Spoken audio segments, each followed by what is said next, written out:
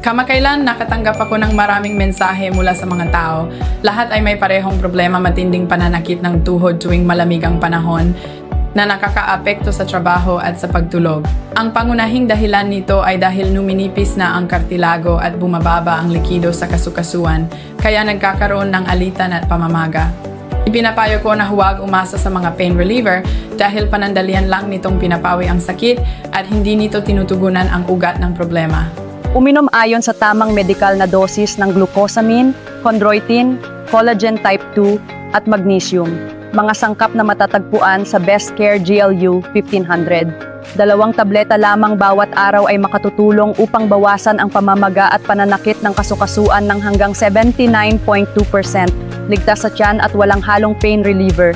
Kung ikaw ay nakararanas ng pananakit ng tuhod, magpadala ng mensahe ngayon upang makatanggap ng espesyal na alok at gabay mula sa aming mga eksperto.